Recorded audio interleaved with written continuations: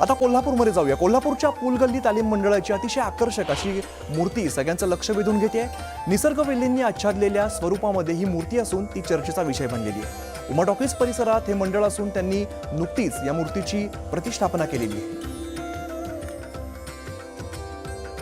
तर अतिशय आगळं वेगळं असं स्वरूप गणपतीचं आपल्याला बघायला मिळतंय।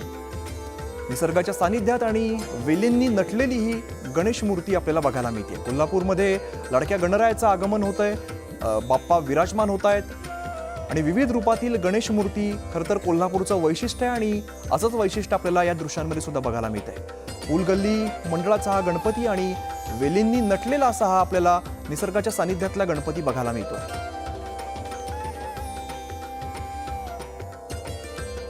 कोल्हापूरमध्ये सुद्धा अतिशय उत्साहाचं वातावरण आपल्याला बघायला मिळतंय। विविध रूपातल्या गणेश मूर्तींचं वैशिष्ट्य खरं तर कोल्हापूरमध्ये असतं आणि असंच वैशिष्ट्य सध्या आपल्याला या दृश्यांमध्ये दिसतंय। खरं तर निसर्गाचं महत्त्व सांगणारा आणि निसर्गाचं सौंदर्य दाखवणारा आपल्याला हा लाडका बाप्पा दिसतोय। वेलींनी नटलेला हा गणेश खरं तर सगळ्यांचंच आकर्षण ठरतोय।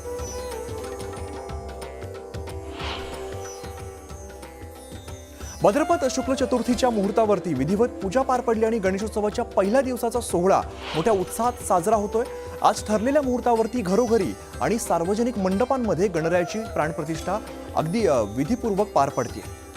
वेदमंत्रोच्चार असतील, शंखनाद आणि आरत्यांच्या गजरामध्ये गणपती बाप्पाची पूजा केली जाते।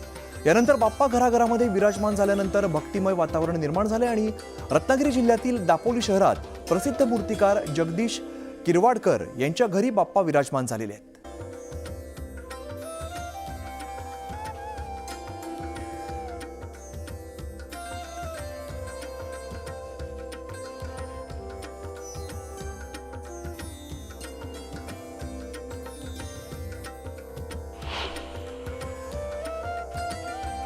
तर कोकणामध्ये मोठ्या उत्साहात गणेशोत्सवाला सुरुवात होते आणि यासाठी सुमारे 3 लाखांपेक्षा जास्त गणेश भक्त चाकरमानी मुंबईहून कोकणातील सिंधुदुर्ग जिल्ह्यामध्ये दाखल झालेले आहेत। घरोघरी बाप्पांचं आगमन होतंय, वाजत गाजत मिरवणुका काढल्या जात आहेत आणि बाप्पाची प्रतिष्ठापना केली जाते।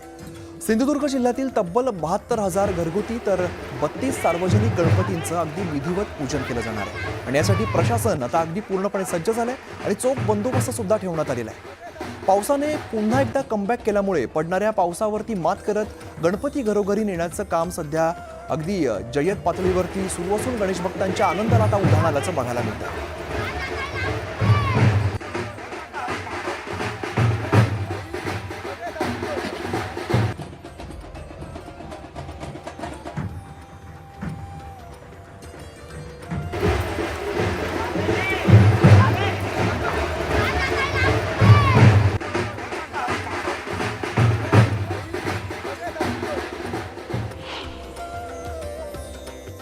तर इकडे रत्नागिरी जिल्ह्यामध्ये लाडक्या गणरायाचं आगमन करण्यासाठी गणेश भक्तांची तर लगबग अंतिम टप्प्यात पोहोचलेली आहे। जिल्ह्यामध्ये पावसाचं सावट जरी असलं तरी भक्तांचा उत्साह मात्र ओसंडून वाहताना दिसतोय।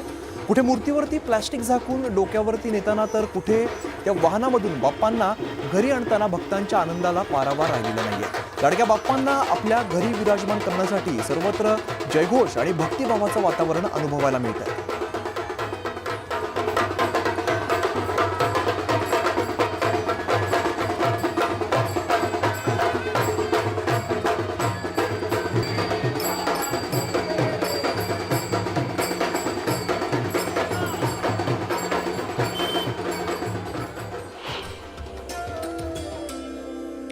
मंडळी, संपूर्ण भारतामध्ये खरं तर गणेशोत्सवाचा उत्साह बघायला मिळतो। तामिळनाडूच्या त्रिची आणि केरळच्या तिरुवनंतपुरममध्ये सुद्धा गणपती मंदिरामध्ये भाविकांनी मोठी गर्दी केली आहे। तामिळनाडूच्या त्रिचीमधली दृश्य तर दुसरीकडे केरळमधली दृश्य आपण बघतोय। तिरुवनंतपुरममध्ये गणेश भक्त मोठ्या संख्येने दाखल होत आहेत। इकडे त्रिचीमध्ये सुद्धा मोठ्या रांगा लागलेल्या आपल्याला बघायला मिळत आहेत। अतिशय सुंदर अशी विद्युत रोषणाई सुद्धा तिरुवनंतपुरममध्ये आपल्याला बघायला मिळते। सुंदर देखावे करण्यात आलेले आहेत। प्रशस्त असं मंदिर आपल्याला या दृश्यांमध्ये बघायला मिळतं। देशभरात गणेश भक्तांच्या आनंदाला पारावार उरलेला नाहीये। अतिशय उत्साहामध्ये लाडक्या बाप्पाच्या दर्शनासाठी सगळे गणेश भक्त पहाटेपासूनच रांगा लावत आहेत। तामिळनाडूच्या त्रिचीमध्ये बघतोय आपण सुंदर अशी फुलांची सजावट असेल, विद्युत रोषणाई असेल, तर इकडे केरळच्या तिरुवनंतपुरममध्ये सुद्धा अशीच दृश्य बघायला मिळत आहेत। अतिशय भव्य आणि दिव्य अशी विद्युत रोषणाई या मंदिराला करण्यात आलेली आहे।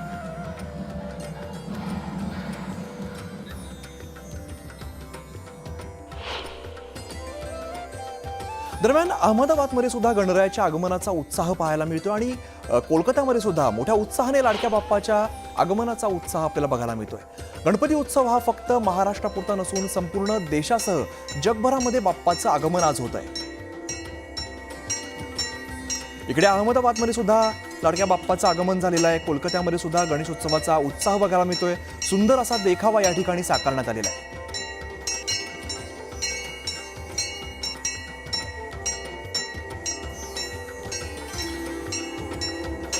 अनेक ठिकाणी सामाजिक संदेश देणारे देखावे आहेत। दुसरीकडे आपण बघतोय कोलकात्यात सुद्धा सुंदर अशी मूर्ती आपल्याला बघायला मिळते।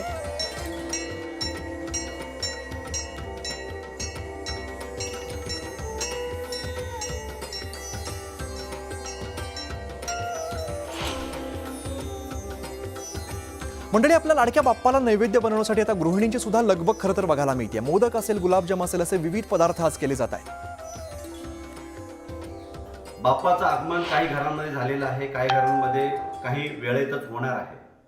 मात्र बाप्पा घरी आले की घरची गृहिणी असते, तिची मोठी लगबग असते, प्रसाद करण्यासाठी मोठी लगबग असते। मी आता आहे चिपळूणमधील शंकरवाडी येथील विजय सागवेकर यांच्या घरामध्ये, आणि त्यांची गृहिणी काय करते, नक्की मोदक कसे तयार करते आपण पाहणार आहोत। कारण गणपती आले की गृहिणींची फार मोठी घाई असते, लगबग असते। त्यांना कुणीकडून जे नैवेद्य आहे तो गणपतीसमोर ठेवण्यासाठी तयार करायचा असतो। ताई, काय सांगाल, नाव काय तुमचं आणि मोदक काय कशी तयारी चालू आहे? विजय सागवेकर। हे मोदक उकडीचे आहेत, तांदळाच्या पिठाचे बनवलेले आहेत। त्याच्यात गूळ, ओलं खोबरं असं सगळं मिक्स करून तूप वगैरे घालून व्यवस्थित गॅसवर सगळं खमंग भाजून ते मग झाल्याच्यानंतर हे पाण्याला उकळून वगैरे मोदक बनवत आहे। असे वळायचे? हा, असे वळायचे। हे आता वळवलीत ना, हे असे वळायचे आणि त्याच्यानंतर मी बघू का? हा, बघा ना। हे असे मोदक आता त्यांनी कच्चे आहेत, नंतर ते उकडवायचे आणि मग ते खायला तयार होतात, बरोबर ना? देवाचं नैवेद्य। बरं, आता गणपती समोर काय काय ठेवता तुम्ही नैवेद्य? गणपती समोर म्हणजे आम्ही हा सगळा मोदक प्रमुख पदार्थ झाला। हा, त्याच्यानंतर वरण भात, नंतर गुलाबजाम, नंतर श्रीखंड, पुरी, वडी, अळूवडी, पापड, लोणचं, गोडाचे पदार्थ गोडाचे, हा असं श्रीखंड वगैरे सगळं ठेवायचं। गुलाबजाम, पापड, मोदक, भात आणि थोड्या वड्या करायच्या, खोबरी वड्या, असं नैवेद्य आम्ही अळूवड्या वगैरे सगळं जसं म्हणजे आता वेळ मिळेल तसा तेवढ्या टाकून घ्यायचं। आपण पाहिलं की घरची गृहिणी आहे, तिची तयारी चालू आहे, लगबग चालू आहे की गणपती बाप्पाचं दर्शन आपल्या घरी प्रतिष्ठापना झाली की मग त्याच्या समोर ठेवण्यासाठी नैवेद्यामध्ये काय काय लागतं ती करणं, खरी तिची कसरत असते, तिची लगबग असते। कारण घरचा पुरुष आहे तो फक्त गणपतीची मूर्ती आणतो, प्रतिष्ठापना करतो, डेकोरेशन करतो, मात्र खरी कसरत असते ती गृहिणीची। कॅमेरामॅन प्रफुल्ल सह मी राजेश जाधव, न्यूज 18 लोकमत, चिपळूण, रत्नागिरी।